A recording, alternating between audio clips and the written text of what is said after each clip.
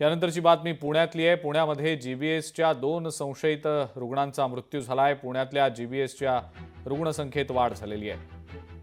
पुण्यामध्ये आता जीबीएसच्या रुग्णांची संख्या 127 वर पोहोचली आहे। सध्या 20 रुग्ण व्हेंटिलेटरवर आहेत। 20 ते 29 या वयोगटातले सर्वाधिक रुग्ण असल्याचं समोर येत आहे।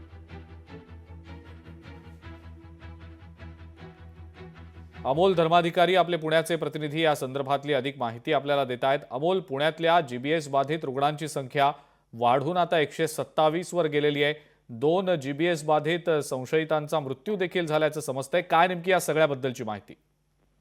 अतिशय चिंता वाढवणारी ही बातमी आहे अजिंक्य, कारण की गेल्या 24 तासामध्ये 16 रुग्णांची सुद्धा वाढ झालेली आहे आणि त्या एकूण रुग्णसंख्या ही 127 वर पोहोचलेली आहे। तर काल एका 56 वर्षीय व्यक्तीचा सुद्धा या जीबीएस आजाराने मृत्यू झाल्याची माहिती आरोग्य विभागाकडून देण्यात आलेली आहे। संबंधित व्यक्तीला 15 जानेवारीला अशक्तपणा जाणवू लागल्यानंतर त्याला रुग्णालयात दाखल करण्यात आलेलं होतं आणि त्यानंतर त्याला ससून रुग्णालयामध्ये दाखल करण्यात आल्यानंतर त्यांच्यावर उपचार सुरू होते। पण काल संध्याकाळी या व्यक्तीचा या आजारामुळे मृत्यू झाल्याची माहिती आहे ती आरोग्य विभागाकडून देण्यात आलेली आहे। याआधी सुद्धा धायरी विभागातील जो तरुण आहे याला सुद्धा या आजाराची लागण झालेली होती आणि त्यानंतर त्याच्या सुद्धा मृत्यूची नोंद झाली होती। त्यामुळे पुण्यात जीबीएस संशयित या आजाराने 2 मृत्यू झाल्याची धक्कादायक बातमी आहे ती आता समोर आलेली आहे आणि एकूण रुग्णसंख्या ही 127 वर पोहोचलेली आहे।